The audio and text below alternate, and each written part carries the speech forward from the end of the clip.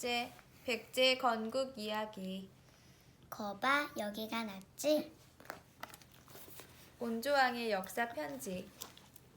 처음 비류형과 함께 고구려를 떠나올 때는 제가 잘 해낼 수 있을지 막막했어요. 하지만 저도 고구려를 세운 아버지처럼 나라를 세우고 싶었어요. 큰 강이 있는 위례성은 나라를 세우기에 안성맞춤이었어요. 먹고 마실 물과 농사에 쓸 물이 충분히 있어야 백성들이 편안하게 살 수 있으니까요. 처음에는 힘이 없어 다른 나라의 눈치를 봐야 했지만 백제는 점점 큰 나라로 성장하고 있어요. 아버지가 보셨다면 분명 기뻐하셨을 거예요. 25년 위례성에서 아들 온조가 고구려 동명성왕 때 글 김민경, 그림 김민정. 거봐, 여기가 낫지. 내 아들 유리가 왔구나.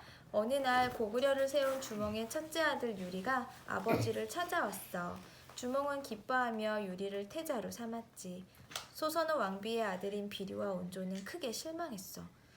비류 형, 우리도 나라를 세우면 돼. 이곳을 떠나 새 땅을 찾아가자. 두 형제는 자기들을 따르는 백성들을 이끌고 어머니 소선호와 함께 남쪽으로 떠났어. 아휴, 배고파. 대체 어디까지 가야 할까? 형, 저기 봐. 강이야. 맑은 물이 흐르고 높은 산으로 둘러싸여 있으니 나라를 세우기에 딱 좋은 장소야. 농사만 지으면 뭐해? 바닷가에 나라를 세워야 다른 나라와 장사도 할 수 있잖아. 물이 많고 땅이 기름져야 농사가 잘 되고 농사가 잘 되어야 백성들이 잘 살 수 있지. 그러면 형, 우리 각자 나라를 세울까? 좋아. 비류 형, 행운을 빌어. 온조, 넌 이곳에 나라를 세우도록 해. 난 바닷가로 가겠어. 이곳에 나라를 세우자. 지금의 서울 땅 넓은 들판이 펼쳐진 하남 위례성에 이르자 온조가 외쳤어. 그러자 비류가 못마땅한 얼굴로 말했지. 난 바다가 가까운 곳으로 갈 거야. 여러 사람이 비류를 따라 바닷가로 갔단다. 온조는 남은 사람들과 열심히 땅을 일구었어. 나라 이름은 십제라고 지었지. 물이 너무 짜요. 땅이 소금기가 많아 농사도 지을 수 없어요. 비류가 터를 잡은 미추홀은 농사 짓고 살기엔 알맞지 않았어. 내가 잘못 생각했구나. 이곳에선 살 수 없겠어. 비류는 고생하는 백성들을 보며 후회했어. 온조에게 도와달라고 해야겠다. 비류는 백성들을 이끌고 온조를 찾아갔지. 온조야, 네가 나보다 낫구나. 생기가 넘치는 위례성을 보고 비류가 말했어. 큰 강을 끼고 있는 넓은 들판은 땅이 기름져 농사 짓기에 그만이었지. 내 백성들도 잘 보살펴줘. 걱정 마, 내가 잘 돌볼게. 온조는 나라 이름을 백제로 바꾸고 튼튼한 나라를 만들어갔어. 백제로 이제 바꿨어, 나라 이름을. 백제 주변에는 작은 나라들이 많았어. 이 나라들을 통틀어 마한이라고 불렀지.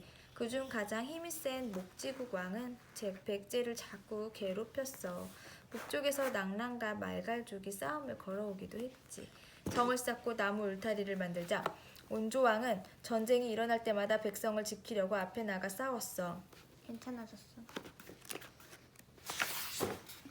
철로 무기와 농기구를 만들고 백성들은 열심히 농사를 지었어. 하지만 홍수와 가뭄을 당할 순 없었지.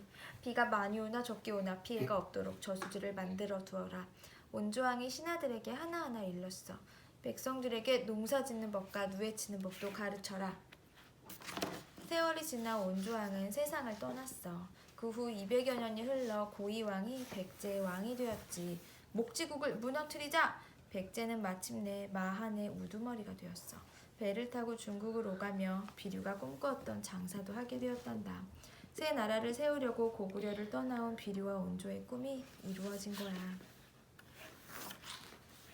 둘은 어쨌든 나라를 세웠지. 온조가 세운 백제. 부여에서 떠나왔는데 아버지가 고구려를 세우고 백제를 온조가 세웠지. 난 농사 짓고 살기 알맞지 않은 미추홀을 떠나 온조를 찾아갔어. 누구일까? 비류지. 온조의 형. 자, 난 고구려를 세웠어. 첫째 아들 유리가 찾아오자 태자로 삼았지. 누구일까? 주몽. 주몽. 난 백제를 괴롭혔던 목지국을 무너뜨렸어. 누구일까? 고이왕. 고이왕. 난 고구려를 떠나 위례성에 백제를 세웠어. 누구일까? 온조. 백제를 세운 애는 온조야. 난 마한의 여러 나라 가운데 가장 힘센 나라의 왕이야. 누구일까? 묵직국왕. 목지국 왕.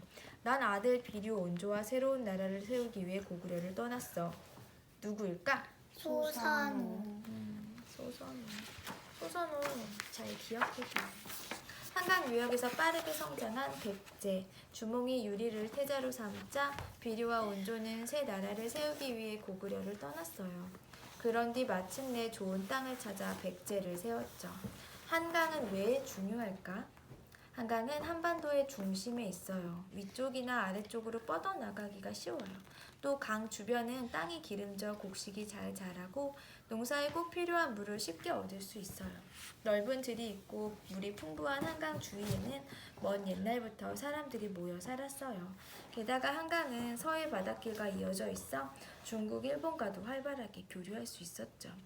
십제에서 백제로 바꾼 까닭은 온조는 한강 유역에 나라를 세우고 이름을 십제라고 지었어요.